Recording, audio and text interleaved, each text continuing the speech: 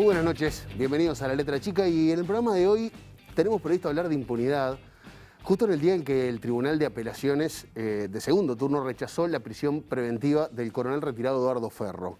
Este tribunal, integrado por Daniel Balcaldi, Daniel Tapié y Ricardo Míguez, hizo lugar al recurso presentado por la defensa de Ferro, que apeló esta prisión preventiva en la causa que investiga la desaparición de Óscar Tassino. Por eso vamos a recibir a Javier Tassino, integrante de Madres y Familiares de Detenidos Desaparecidos. Javier, buenas noches.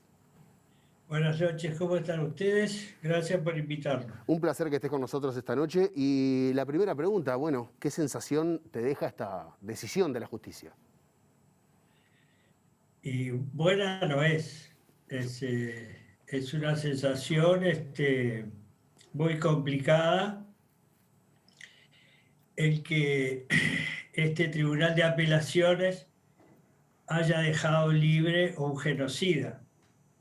Es un peligro para la sociedad y es un peligro y no es nada bueno para la democracia. Esto la debilita, la democracia. Por lo tanto, la resolución nos ha dejado asombrados. Y si vos a eso le sumás que no se tomó absolutamente ninguna medida preventiva, es más complicado todavía, ¿no? Quiere decir que está libre, más allá que aparentemente hasta el sábado, por otros problemas que yo escuché, no va a salir. No sé si creo que es cierto.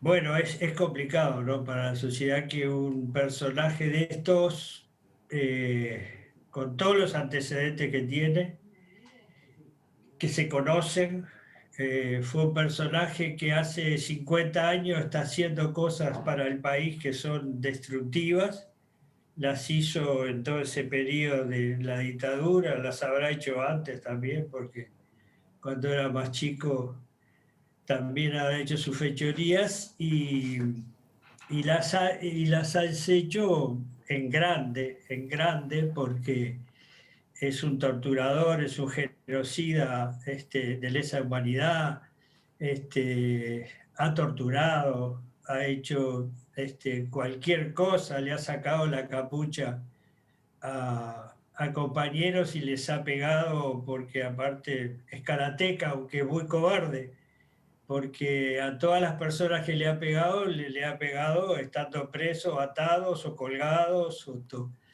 Y en el caso de mi hermano, que le rompieron la cabeza en un piletón, en la tablada, sin duda fue un animal de esto que lo hizo, ¿no? Porque otra cosa no Bueno, se le Javier, él puede está decir, investigado, con perdón de los animales también. él está investigado, entre Eh, otras cosas, por la desaparición de tu hermano. Esto te afecta de alguna Sí. manera de forma personal, más allá de que la causa es colectiva. Pero recordemos que Ferro tiene antecedentes de fuga. Vino de España hace muy poquito. Y esta decisión, con esta decisión que se tomó, va a poder esperar en libertad la resolución de la Suprema Corte de Justicia sobre su pedido de inconstitucionalidad. Que no es la primera vez que se hace este pedido de inconstitucionalidad sobre Ferro. Tres veces lo hizo. ¿Cuántas, perdón? 3 veces la hizo. Y 3 veces fue denegada. Y sobre ese pedido de inconstitucionalidad es que se derivó, fue una audiencia de 6 horas, el 27 de marzo que se hizo, donde metieron muchos recursos. Y bueno, el hecho es lamentable, ¿no? Que se haya dejado libre a una persona y vuelvo a repetirlo, la democracia llora Ahora, Javier, bajo esto. qué perspectivas de justicia se puede tener cuando aparecen fallos de este tipo sobre personas del tipo Ferro, que claramente hay una posible condena, ojalá, pero este fallo de esperar en libertad, como una señal de que lo toman? Bueno, eso cuando empezó todo el proceso, cuando él tuvo la primera entrevista en radio hace unos meses atrás con el periodista Lesa, se veía que había preparado ya unas instancias y lo debe haber arreglado con gente de acá porque evidentemente cuando graba después un video, le habla a sus camaradas de armas. La impunidad existe en definitiva en muchos aspectos y la impunidad ha caminado, porque si no, Ferro no podría estar suelto, no se podría haber escapado, no se podía haber escapado de acá, no se podía, bueno, de acá no se escapó, se podía ir en el momento y presentarse ese 18 de noviembre del 16, que no se presentó, alerta roja y todo lo demás. Lo hace en España, lo agarran, se escapa y hace la misma jugada con un fiscal, este, lo dejan libre, lo sueltan, lo dejas libre, y cuando el Interpol lo va a buscar en mayo del otro año, se enteran que no estaba preso, que ya se había liberado hacía 6 meses. Pero yo personalmente creo en todo ese proceso que ha hecho la Fiscalía y la jueza, y creo en esa segunda instancia que evidentemente se tiene que presentar en una segunda instancia que no podría tardar mucho, tampoco la Suprema Corte en darla, pero evidentemente era mejor para la vida, para el país, era mejor que estuviera preso y no que esté libre. Más allá de que el fiscal presentó en el día de hoy medidas, algunas medidas cautelares, algunas medidas, sacar el pasaporte, este, tobillera, acercamiento o no acercamiento a determinadas personas por 1000 metros, en fin, ha presentado una serie de recursos a los efectos de que por lo menos tenga una situación, que le saquen el pasaporte a un personaje de esto, siempre va a tener un amigo como lo ha tenido hasta ahora en varios lugares para escaparse. Eh, Pero bueno, yo creo en esa segunda instancia, que la fiscalía y la jueza puedan enfrentarlo a la justicia, y hacerle pagar todas las atrocidades que ha hecho y todas las atrocidades que puede hacer si llega a quedar libre, ¿no? Ni que hablar, porque va a seguir en el mismo juego, en el mismo juego, porque es una persona, es un criminal de lesa humanidad. Es peor que de esos que estamos acostumbrados, que todos los días hay uno muerto, que matan a uno por esto, por el otro. Bueno, esto es peor, porque actúa de una forma cruel sobre la gente y actúa en todos los sentidos, actuó en muchos países, ha afectado a muchísima gente. Este, y bueno, yo confío en eso, realmente confío en esa segunda instancia que se dé, y que bueno, y que esa parte que yo siempre digo, esa parte de la justicia que realmente actúa, quiere justicia porque es necesario para el desarrollo de la democracia en un país, triunfe. Y que no triunfe la impunidad que está en todos lados. Y acá la vemos actuar. Acá la vemos actuar como vino, no declaró porque le dijeron que no declarara y al mismo tiempo ahora está libre y bueno, y ojalá la justicia tome las medidas preventivas para sujetarle la movilidad. Ojalá que así sea. Javier Tassino, muchas gracias por acompañarnos esta noche en La Letra Chica. No, muchas gracias a ustedes por invitarme. Muchas gracias. Les dijimos que hoy íbamos a hablar de impunidad y bueno, el mes pasado procesaron con prisión a 2 militares en el marco de la causa abierta por 28 expresas políticas. Estas mujeres hicieron una denuncia en 2011 por abusos sexuales y torturas contra aproximadamente 100 militares y policías. Ninguno fue condenado. Además, tiene otra particularidad, que es que esta es la primera vez que se incluyó una perspectiva de género en una denuncia por crímenes cometidos en la dictadura en Uruguay. ¿Qué luchas feministas frenó el terrorismo de Estado? ¿Con qué discursos defendían de alguna manera el rol de la mujer madre? Hoy, en la letra chica, dictadura, proyecto antifeminista.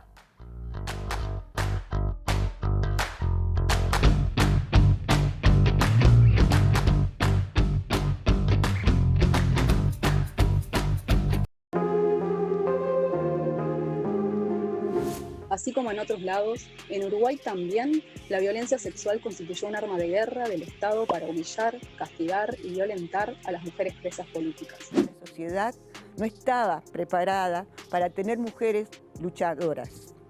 El hombre era el que podía y tenía que salir por su rol a combatir. La mujer tenía que estar en la casa y no estaba preparada para reconocer que tenía mujeres que habían tomado otro camino. La sociedad no quería saber de eso.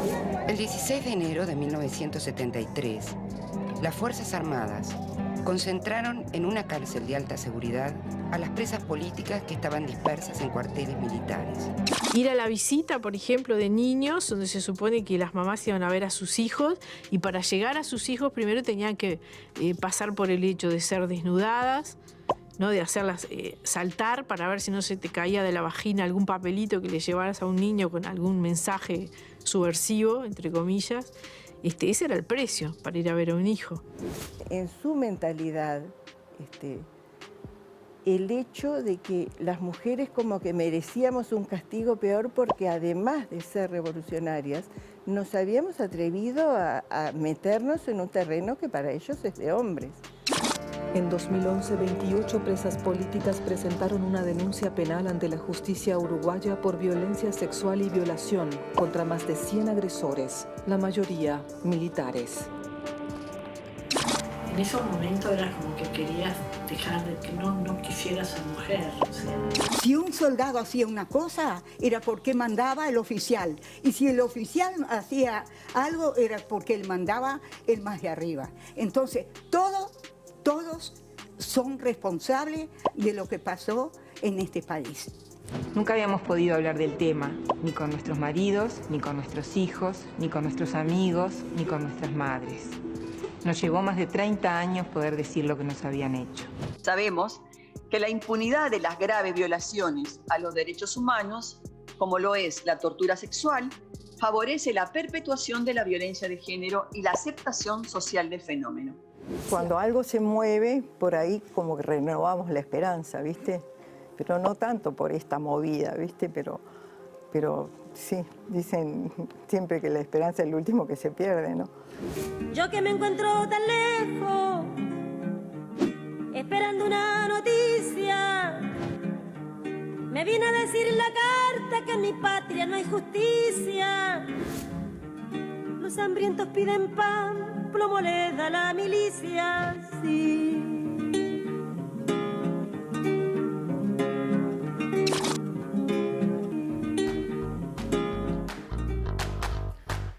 Seguimos a la letra chica y le quiero dar la bienvenida a Denise Legrand. Denise, ¿andás por ahí?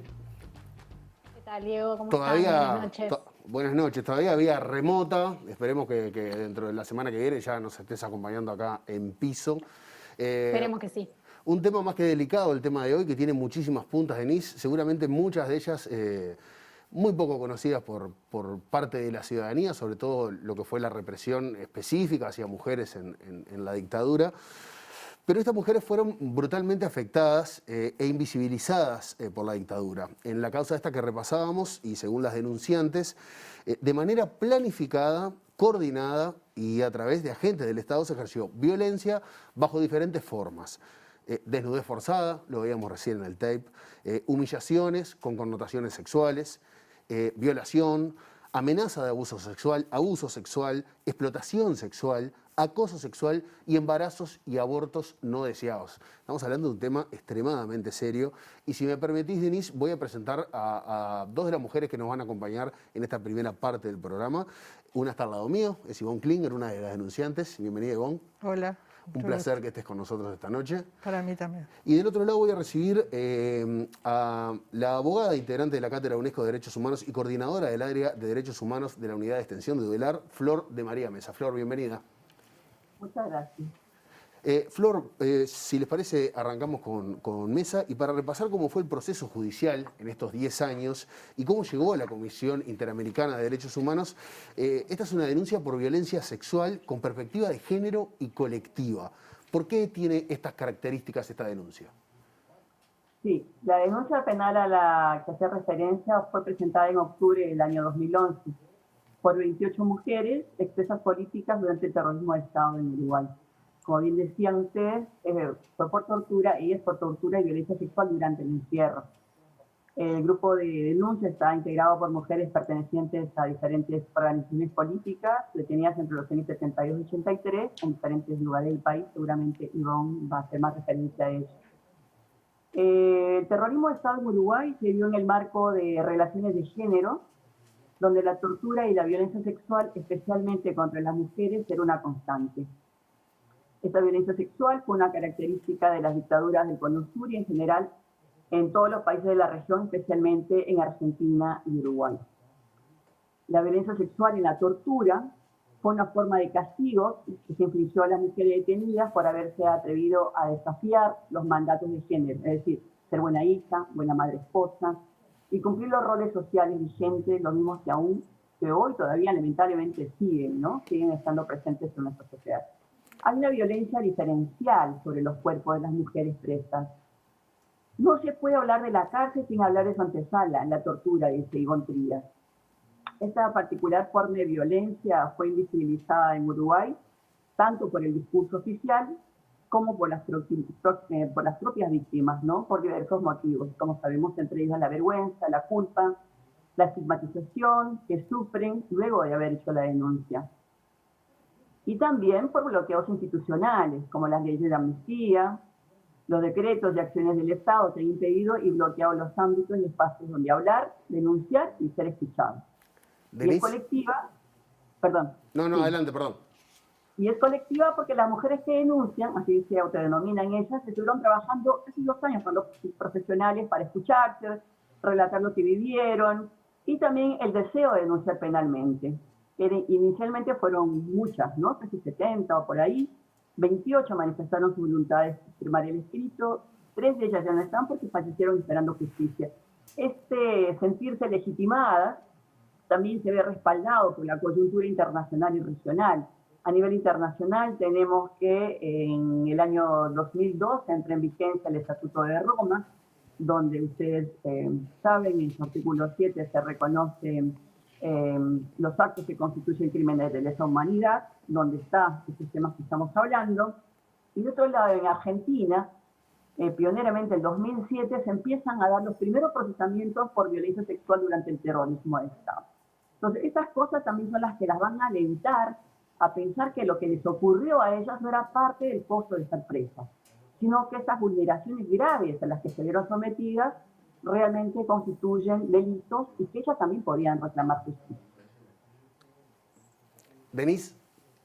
Flor, queremos que nos cuentes qué pasó con la justicia uruguaya, por qué tuvieron que recurrir a la Comisión Interamericana de Derechos Humanos y también preguntarte en particular cómo fue esta audiencia y cómo fue la participación del Estado uruguayo en esta instancia. Sí, como venía diciendo, a casi 10 años de la presentación de la denuncia penal, este proceso todavía sigue en la etapa presumarial, es decir, en la etapa primera del proceso penal. Y los hechos continúan en impunidad. De hecho, la causa estuvo archivada hasta el año 2018, cuando con la creación de la Fiscalía Especializada en Delitos de Lesa Humanidad se reactiva, es decir, es la Fiscalía Especializada, la dirección del doctor Percivali, el que reactiva el pedido de citar a declarar a más de 100 militares y médicos civiles colaboracionistas como imputados por estos delitos. Hasta el día de la realización de la audiencia, el 18 de marzo pasado, solo se había procesado el capitán Lucero, tristemente conocido también por todos nosotros, y al que se le había procesado por delitos de privación ilegítima de la libertad, no por violencia sexual ni por la tortura que cometió, a pesar de haberlo declarado él en la prensa, en la televisión específicamente. Al día siguiente de nuestra audiencia nos enteramos del autoprocesamiento de 2 de los denunciados, pero el proceso aún sigue en etapa presumarial para los más de 90 denunciados que aún faltan indagar y procesar, ¿no? Esta causa, ha estado caracterizada por falta de impulso en la justicia, la revictimización, la ausencia de perspectiva de género y la dilación excesiva, en gran medida causada por la permisividad de la justicia y las múltiples maniobras dilatorias de la defensa de los imputados e indagados. A la fecha no hay avances significativos en todas estas investigaciones, ¿no? Y como decíamos, las mujeres denunciantes, como ellas reivindican, el tiempo de la justicia no es el tiempo de ellos. Flor, muchísimas gracias por acompañarnos y ha sido un placer charlar contigo esta noche. Bueno, muchas gracias. Ivonne Klinger es una de las 28 denunciantes que en el año 82 fue encarcelada en La Tablada. Ivonne, primero recordarnos por qué estuviste presa. Bueno, estuve presa porque era estudiante de medicina cuando dieron un golpe, estaba en cuarto año de medicina, la facultad, y hice lo que había resuelto hacer la mayoría de los estudiantes, que era defender el centro de estudio en una inmensa asamblea. Dijimos, frente al golpe, nos ocupamos los lugares de estudio, como los obreros ocuparon los lugares de trabajo, y vamos a defender la facultad. Entonces, cuando, no sé, de madrugada, yo estaba escuchando la radio, veo que se corta la transmisión, empieza primero una música folclórica y después marchas militares. Dije, bueno, dieron el golpe. Digo, algo que no era pensado por ninguno de nosotros inicialmente, pero está. Apronté la mochila, 2 milanesas al pan. Uno es joven, piensa que realmente hay mucha fuerza, que ellos no van a poder. Lamentablemente pudieron durante más de 11 años. ¿Y cómo fue Entonces, no, estaba ocupando la facultad, a los 15 días de la huelga, ellos rompen la puerta, el ejército, y nos empiezan a fichar de a uno, a pedir la cédula. Y a los 2 meses más o menos, un poco más, 2 meses y medio, empezaron a ir a buscar a todos los estudiantes que habían ocupado. Van a la casa que era de mi hermana, donde yo vivía, y me dejan la citación. Yo me tenía que presentar sin ninguna garantía, sin saber lo que iba a pasar. La gente entraba a un lugar y después no se sabía más nada de ellos. Resolví no presentarme y a partir de ahí quedé requerida. Requerida porque era enemiga del régimen de facto, o sea, de la dictadura, y por lo tanto tenía que ser destruida. ¿Y cómo fue tu detención? Bueno, yo estuve 8 años clandestina, porque Montevideo tenía muchos recovecos, entonces tenía en 3 barrios distintos, 3 nombres, con 3 familias. La clandestinidad tiene eso terrible de que cada vez que tú salís tenés que saber qué vas a decir, a dónde vas para no comprometer a nadie, porque esa persona comprometida podía pagar con su vida el hecho de que la nombraras. Entonces, en el 80 hubo mucha militancia, tirábamos volantes, hacíamos con el lectógrafo, una maestra nos enseñó a hacer, pintadas contra la dictadura, por la libertad de los presos, y como perdieron el plebiscito, cosa que jamás se imaginaron, porque era tanto el bombardeo por el sí, por todos los medios de comunicación, que era imposible pensar que el pueblo uruguayo les iba a decir que no siguieran.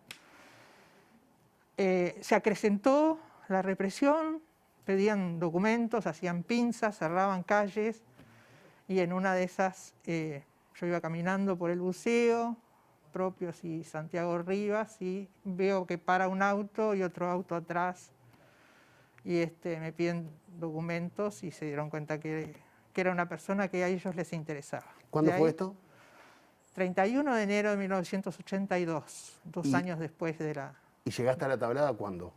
Bueno, me metieron para adentro del auto, me atraparon 2 hombres jóvenes vestidos de particular, que después los encontré en La Tablada y después los encontré en el juzgado, hace poco tiempo.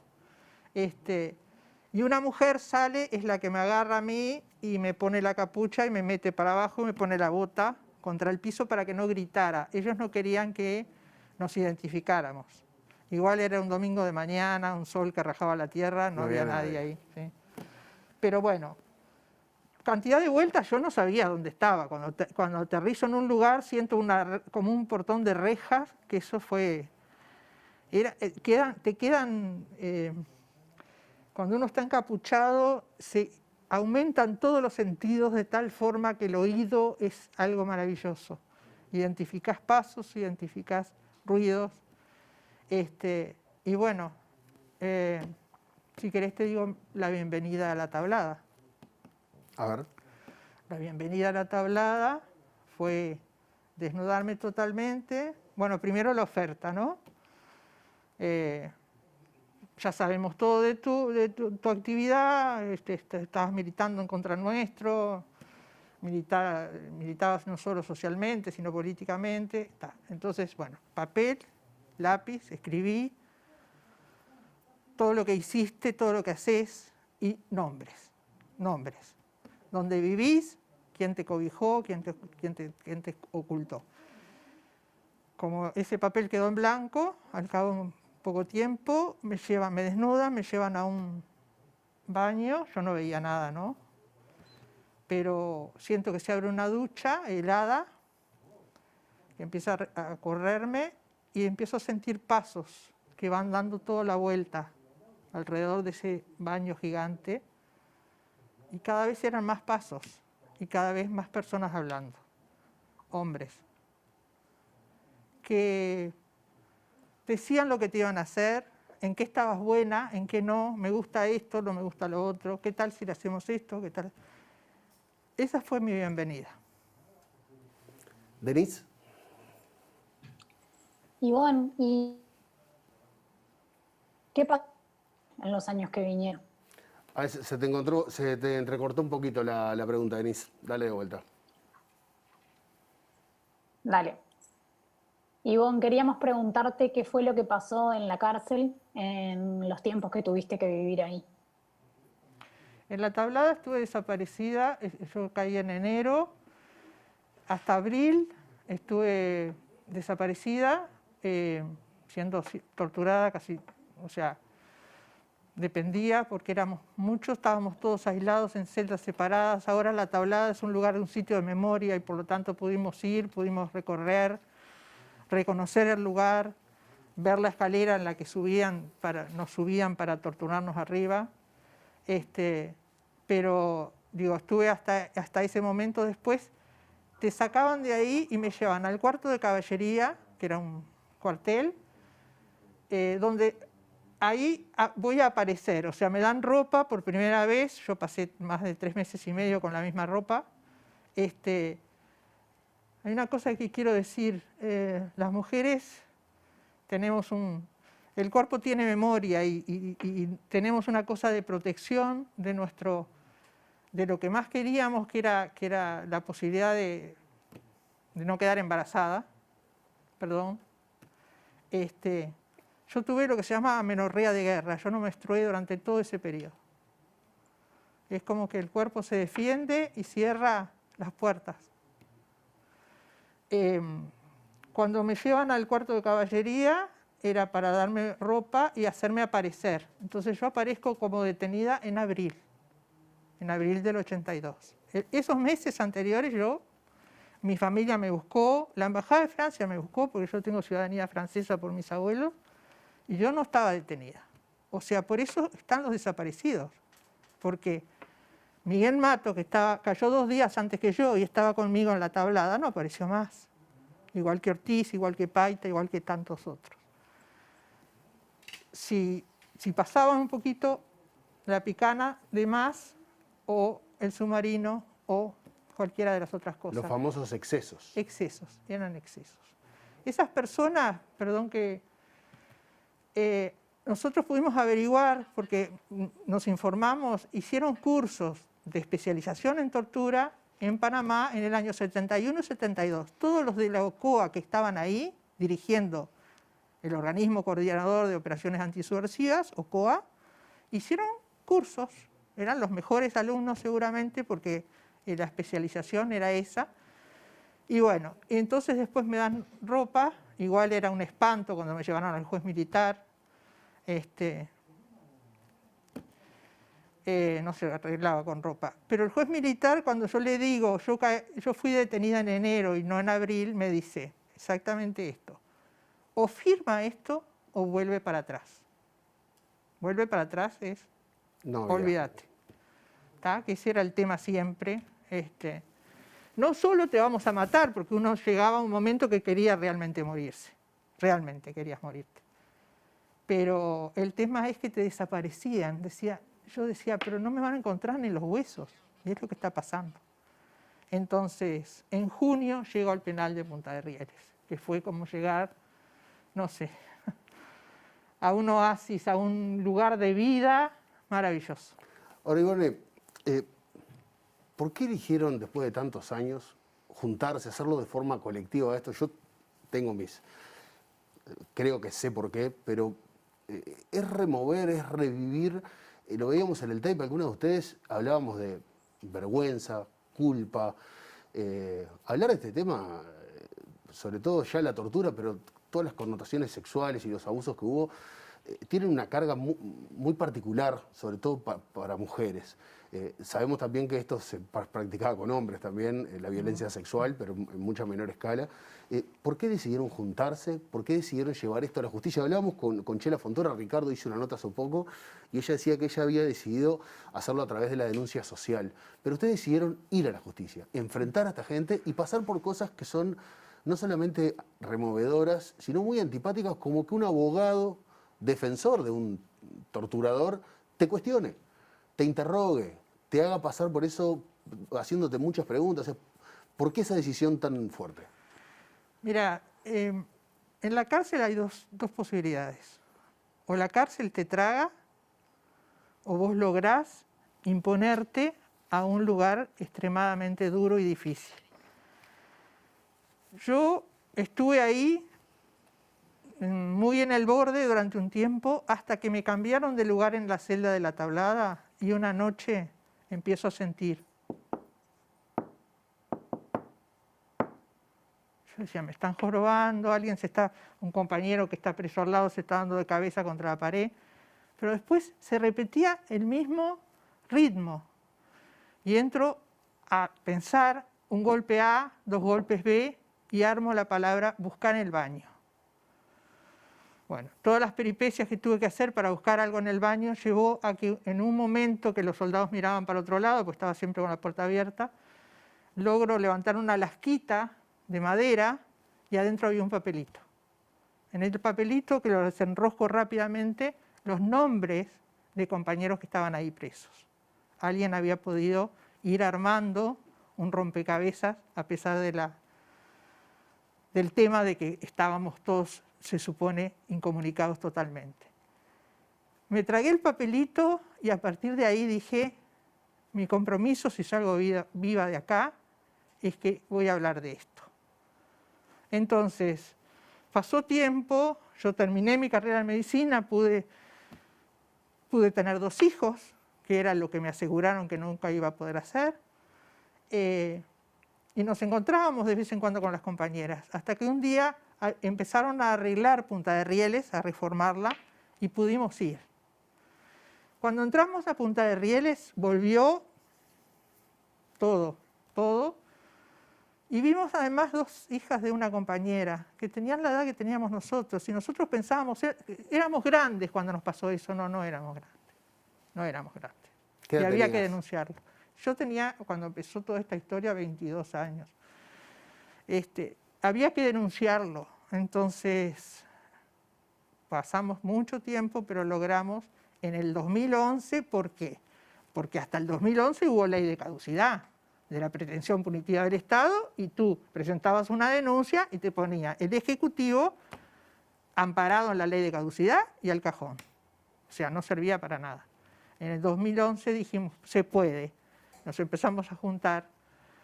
De 60 compañeras que empezamos a trabajar con esto, fue terrible porque era muy duro escuchar las historias de todas. Había compañeras que venían con su denuncia escrita y la rompían porque no pudieron. Bueno, 28 logramos llegar adelante y enfrentarnos a un juez que estaba a 30 kilómetros de nosotros. A 30 kilómetros, por decirlo amablemente. ¿Denise? Ivonne, ¿cómo fue para vos, en lo personal, tener que remover un momento tan difícil de tu vida? El cuerpo tiene memoria, Denise, se acuerda de todo se acuerda. Pero hay un compromiso, hay compañeros, yo pude seguir adelante, tuve una familia que me apoyó, que me ayudó, que siempre creyó en mí, que me ayudaron, pero hay compañeros, queridos compañeros, que nunca pudieron salir. Están todavía ahí en la Tablada, o en el 300 Carlos, o en todos los lugares clandestinos en todo el país. Porque esto es una denuncia, estos son delitos de lesa humanidad porque abarcaron durante años todo el país. O sea, fue una orden dada a hacer este tipo de cosas con los enemigos de la dictadura. Los enemigos de la dictadura tenían que ser destruidos. Entonces, llegó un momento en que dije, bueno, esto de alguna forma tenemos que hacerlo llegar, porque de lo que no se habla no existe. Lamentablemente hoy decimos lo mismo.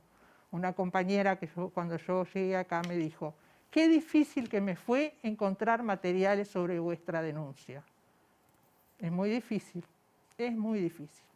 Y ¿saben una cosa? El día de la denuncia, no, a los 2 días de la denuncia, como nos filmaron cuando bajábamos la escalinata del juzgado, a una compañera la llama una señora muy amable que dice, mire, yo soy esposa de un oficial fulano de tal. Yo quiero saber si mi esposo está entre los denunciados por ustedes, porque yo le acepto cualquier cosa menos que haya utilizado y aprovechado, se haya aprovechado de las mujeres mientras estaba trabajando. Ivonne, muchas gracias por venir, muchas gracias por arrimarnos esto que nos mandaron los amigos de Crisol. Vivir en Libertad es una edición nueva, ya están las librerías, tiene algunas cosas agregadas, imágenes nuevas y algunos testimonios nuevos. Vivir en Libertad obviamente habla del penal. Vamos a seguir hablando de esto, vamos a hacer un poco de historia, vamos a hablar con Ana Laura de Giorgi, vamos a poner mucho material arriba de la mesa y esperamos que, bueno, que esta denuncia siga, que se presenten ante la justicia y que declaren como lo tienen que hacer. Vienen postergándolo con ya 3 jueces distintos, pero ahora fuimos a golpear puertas también al exterior, porque esto se tiene que saber. No importa lo que pasó hace años. ¿Importa? Sí, importa, por supuesto, pero importa lo que pasa hoy. Importa qué lectura hacemos de lo que pasó hace 10 años. ¿Es perdonable? ¿La impunidad sigue? Muchas gracias, Ivonne. En minutos, gracias a ustedes. Muchas gracias. En minutos seguimos con La Letra Chica.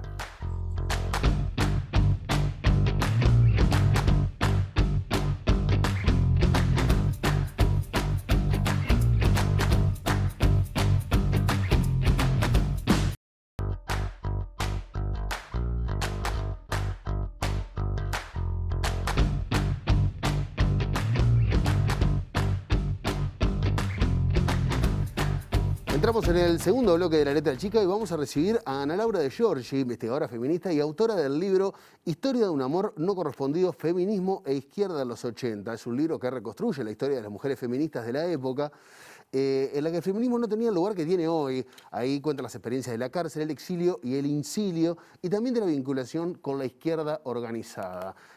Ana Laura, bienvenida, muchas gracias por estar con nosotros. Muchas gracias a ustedes por recibirme. ¿Sabés que estuve leyendo algo que compartiste hoy en redes sociales sobre la mirada que tenía Juan María Bordaberry sobre el rol de la mujer y desde tiempos inmemoriales, ya echándole la culpa, por ejemplo, a la ONU de haber sido tomada por marxistas y una resolución de la ONU que implicaba celebrar el Año de la Mujer y que obviamente estaban en contra. Pero arranquemos con una bien clara. ¿Por qué la dictadura fue un proyecto antifeminista? Bueno, yo creo que la dictadura fue un proyecto antifeminista porque es un proyecto conservador que reacciona ante las impugnaciones al orden de género, a los roles de género estatuidos. Está claro que en el contexto de cuando se instala la dictadura, se produce el golpe de Estado, no había organizaciones feministas como las que hubo luego de la dictadura en los 80. No había un movimiento feminista fuerte, pero sí, sin duda, lo que habían eran fuertes impugnaciones al orden de género, fuertes transgresiones al orden de género.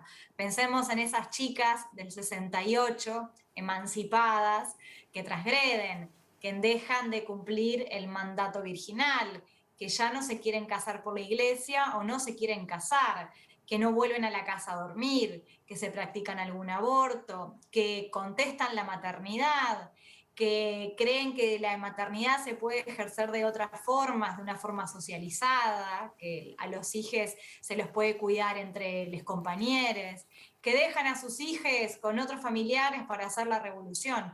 Todo eso es una fuerte contestación al orden de género y lo podríamos llamar contestaciones feministas. Y el orden de género reacciona. El orden de género no en abstracto, sino quienes usufructúan los privilegios del orden de género, que son los hombres. Y ahí los militares, la cúpula militar, la cúpula civil también va a reaccionar. Las dictaduras son un proyecto antifeminista en este sentido, ¿no? De reacción ante las amenazas del orden de género, un orden que siempre se tiene que estar reactualizando, ¿no?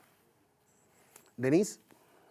Ana Laura, en el libro contás la experiencia que vivieron las mujeres en la dictadura y decís, entre otras cosas, que la cárcel fue el primer lugar que le permitió a las mujeres estar entre mujeres. Pero también la cárcel hizo que los represores les recordaran que eran mujeres. En el bloque anterior estuvimos compartiendo con Ivonne y nos contó cómo explotaron al máximo todo lo que tenía que ver con ese ser mujeres y con esa feminización de la privación de libertad. ¿Cómo se da esta relación entre estar en la cárcel y ser mujer?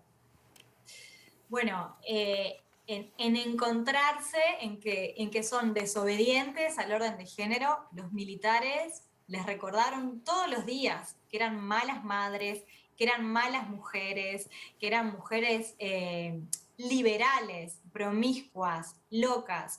Justo ahora con lo que ha sucedido con Ferro, ¿no? Si leemos el testimonio de Lilian Celiberti en ese texto, Mi habitación, mi celda, en el relato que ella realiza sobre su secuestro, Ferro, una de las cosas que le dice, sentado en su propia cama, es que ella es una mujer liberal.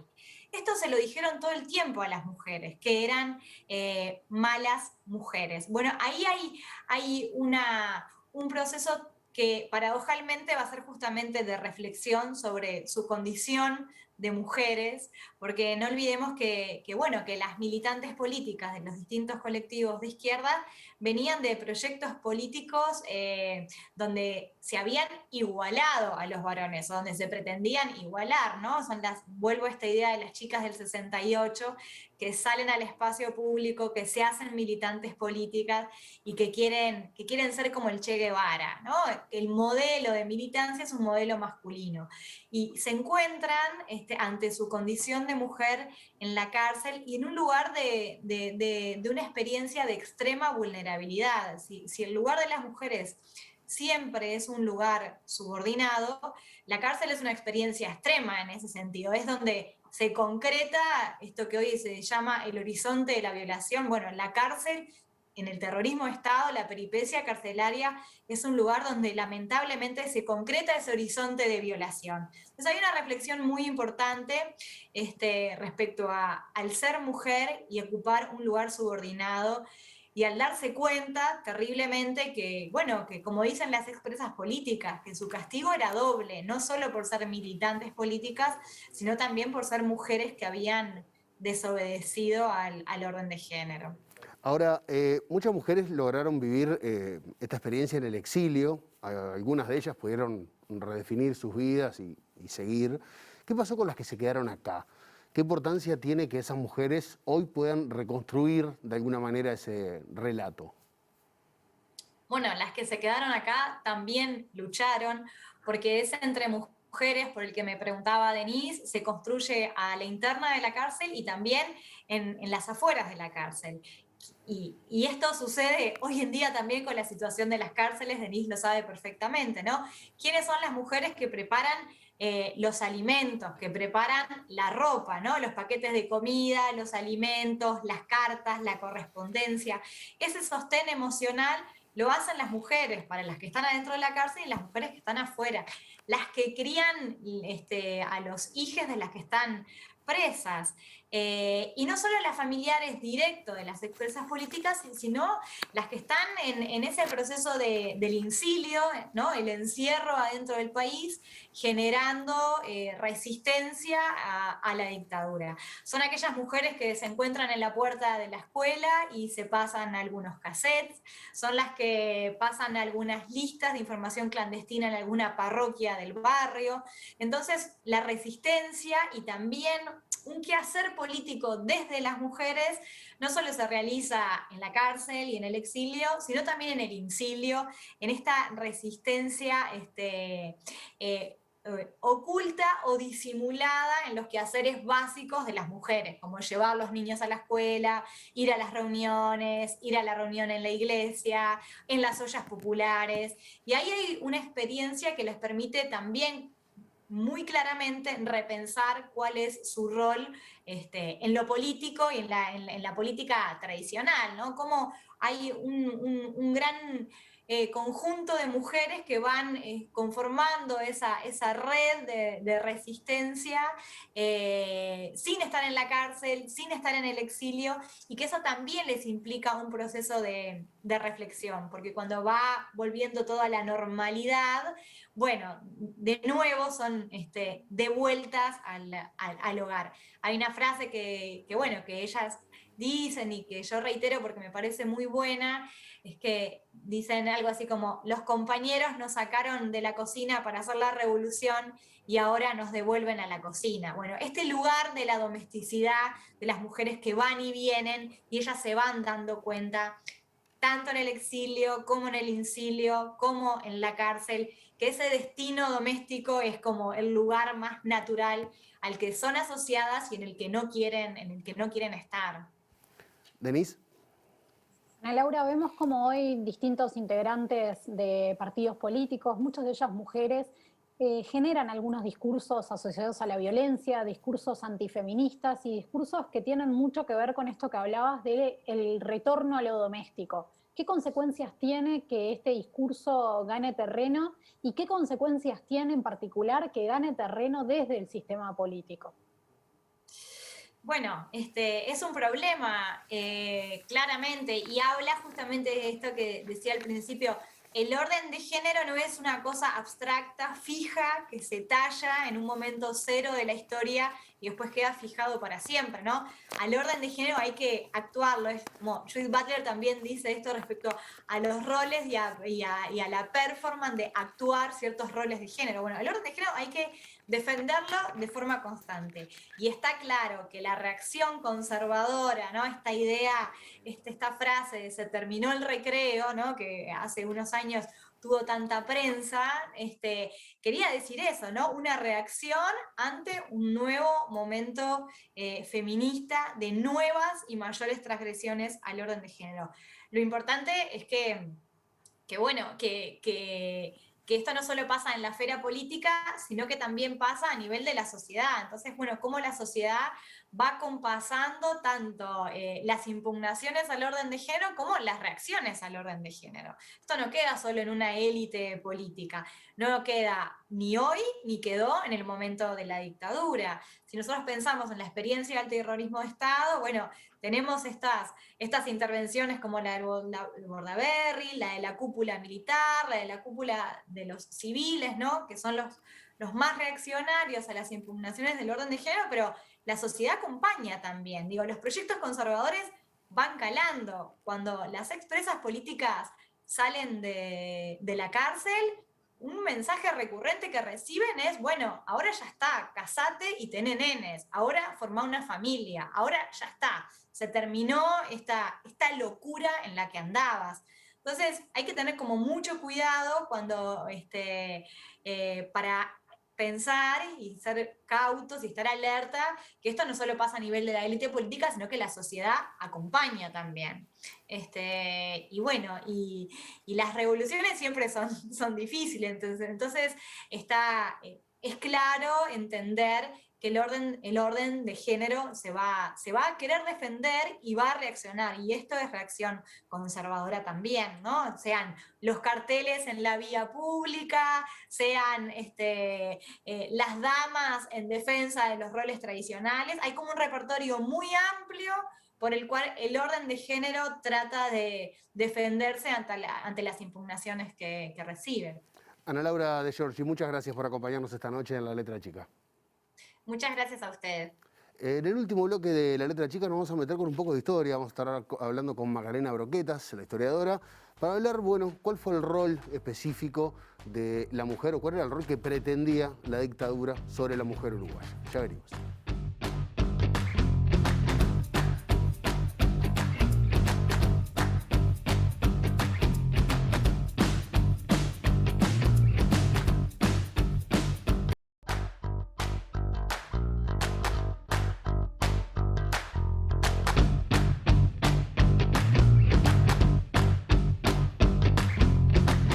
Últimos minutos de La Letra Chica, y la dictadura cívico-militar tuvo en nuestro país intenciones de restaurar un orden de corte conservador asociado a la familia y al rol de la mujer en la misma.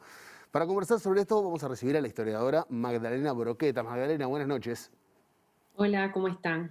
Bienvenida a La Letra Chica. Magdalena, ¿podrías explicarnos esto? ¿Qué características tuvo la dictadura uruguaya en términos de la restauración de un orden conservador asociado a la familia? Hace un rato con Ana Laura leíamos algunas declaraciones de Bordaberry hablando sobre este rol de la mujer que se estaba viendo trastocado, adjudicándoselo a causas políticas y a otras infinidad de cosas, sobre la declaración de la ONU del Año de la Mujer. Pero era como esta cosa de la mujer tenía un lugar específico para la dictadura.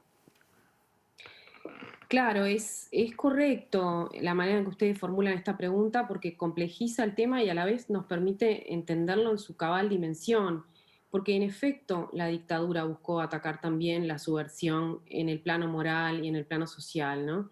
A mí me gusta recordar algo que no está muchas veces en los textos de historia o que en la memoria no ha quedado tan presente, que es que cuando se formó el Consejo de Estado, unos meses en diciembre, unos meses después de que Bordaberry disuelve el Parlamento, este órgano que es tan importante, ¿no? Que va a tener potestades legislativas, que es tan importante para lo que es el proyecto de creación de un nuevo Uruguay, después de muchas negociaciones entre militares, civiles, va a pasar a estar integrado por 4 órdenes, ¿no?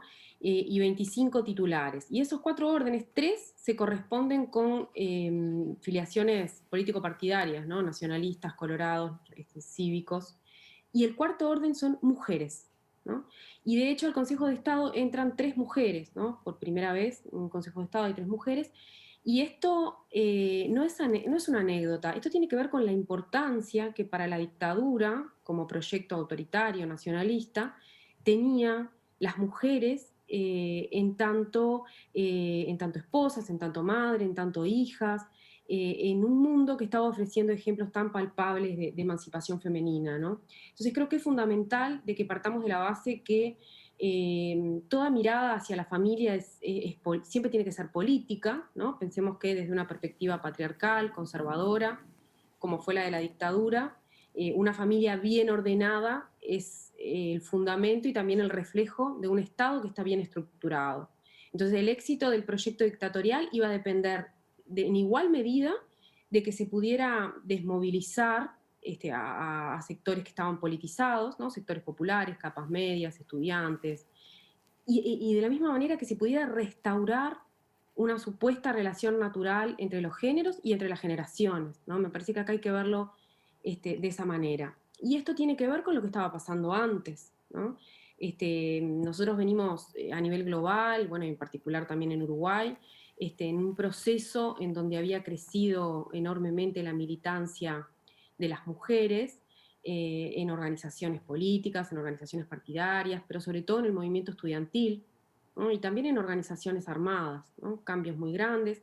cambios que tienen que ver con lo cultural, ¿no? Nuevos gustos en la vestimenta, nuevas opciones en la música, relaciones de pareja un poco más liberales. Bueno, y es entonces contra todo esto que hay una reacción, que la hay antes de la dictadura, ¿no? Pensemos cuando es la intervención de secundaria y de UTU, el gobierno de Pacheco fundamenta en buena medida el caos que existe en los liceos, ¿no? En los liceos que son usados para asambleas, que son ocupados, ¿no? En donde los jóvenes y las jóvenes sobre todo muchas veces pasan la noche, ¿no? Es decir, hay una percepción de caos moral que es lo que se ataca. Pensemos también que el enorme crecimiento de las organizaciones armadas, 1970 sobre todo, ¿no? Y de las agrupaciones periféricas como los CAT, que en su mayoría eran mujeres. Cuando empieza la dictadura, este proyecto de Nuevo Uruguay va a apuntar a poner a las mujeres en su lugar, ¿no? Eso está bien verlo así porque tiene que ver con poner las cosas en su sitio. Denise. ¿Cómo se beneficia el régimen militar al imponer un discurso basado en los valores de la familia? Bueno, me parece que tiene que ver con esto que estábamos conversando, ¿no? Es decir, el tipo de cambios que tienen que ocurrir para que el proyecto autoritario prospere no son estrictamente políticos, ¿no? Es decir, hay que restaurar un supuesto orden natural en el que las mujeres no habitan el espacio público, ni los sindicatos, ni la calle, ni las organizaciones armadas, sino que están en la casa, ¿no? Que están sobre todo sosteniendo y reproduciendo a la familia, y en el que los jóvenes son sanos, ¿no? Están despolitizados, hacen deporte, no tienen una participación política, van a estudiar a los centros de estudio. Es decir, es parte del proyecto, ¿no? Esto es fundamental que lo veamos en estos términos. Ahora, Magdalena, en el presente y desde la academia, ¿cómo se ha abordado el estudio de este costado particular de los años de dictadura cívico-militar en Uruguay? Hace un ratito Ivonne nos decía que ella sentía que después de la causa, capaz que sí, pero no tanto, que a mucha gente le era dificultoso conseguir material sobre esta denuncia, sobre otros temas, que lo importante era hablarlo, pero ¿cómo lo abordó la academia? ¿Cómo lo aborda la academia? Sí, quizás ahí convenga establecer dos distinciones, una entre la historia y la memoria y otra entre el lugar desde donde miramos estos fenómenos. Yo creo que sin dudas, como decía Ivonne, ha habido un impulso mucho mayor desde lo memorial, ¿no? Del esfuerzo de las propias protagonistas, ¿no? Las propias víctimas, pero también en lo que tiene que ver con los estudios desde la academia, que no son muchos. Se ha priorizado el estudio desde la perspectiva de las víctimas y menos desde los perpetradores, menos desde el Estado, ¿no? Son pocos los trabajos que plantean, bueno, esto, ¿qué hace el Estado en dictadura? ¿Cuáles son los discursos hacia la familia? ¿Cómo estos sectores tienen todo un dispositivo comunicacional, etcétera? Yo pensaba en algunos trabajos pioneros, pero que son trabajos que dejan planteada, ¿no? la semilla. Hay un trabajo de una historiadora uruguaya, Andrea Brazuna, que trabajó sobre la coyuntura del año de la orientalidad, 1975, ¿no? Con la mirada puesta en la lectura que hace la dictadura sobre el Año Internacional de la Mujer. Está el trabajo fundacional de Vania Marcarián, Isabela Cose, sobre el año de la orientalidad. En este momento en facultad tenemos un proyecto que al trabajar derechas también trabaja esta sensación de pánico moral, ¿no? que sintieron estos sectores conservadores ante estos cambios en las jerarquías de género, jerarquías generacionales. Pero no tenemos mucho más. Quizás lo que hay algunos planteos interesantes, fundamentales, que hay que retomar de Graciela Saprissa, desde el género, que plantea que estos discursos en relación a las mujeres politizadas son discursos que afectaron no solo a los grupos directamente aludidos, sino a todo el colectivo social, ¿no? Y bueno, y cómo es necesario seguir estudiando la tortura en términos de género, ¿no? Hay un trabajo colectivo que se publicó hace poco, Las Laurencias, que aborda este tema, pero digamos, hay que estudiarlo más y hay que estudiarlo desde la perspectiva de los perpetradores. ¿no? Es decir, la tortura, como bien sabemos, el dolor no tiene género, pero la diferencia sexual sí hizo la diferencia en las cárceles uruguayas, ¿no? En el caso de las mujeres fue particular el ensañamiento, lo que tiene que ver con la tortura sexual, particular también el ensañamiento por muchas veces por su condición asociada a la maternidad. Entonces, esto no puede ser solo visto en términos de sadismo, ¿no? O no solamente en términos de sadismo, sino que también tiene que ser conectado con la idea general y aceptada que había en relación a estas mujeres politizadas en la sociedad, ¿no? Si nosotros entendemos que, por lo que veíamos del proceso previo y por lo que se busca después del golpe, que esa politización es entendida en términos de desviación de un supuesto lugar o rol natural, hay también ahí una forma de justificación del correctivo, ¿no? Magdalena Broquetas, muchísimas gracias por acompañarnos esta noche en La Letra Chica. Gracias a ustedes. Hasta acá llegó este programa que dejó abierta una cantidad de preguntas. Mañana va a estar Ricardo en su entrevista de los viernes, va a estar recibiendo a María Inés Ovaldía, así que como siempre a las 9 de la noche acá en TV Ciudad. Nosotros nos reencontramos la semana que viene. Chau.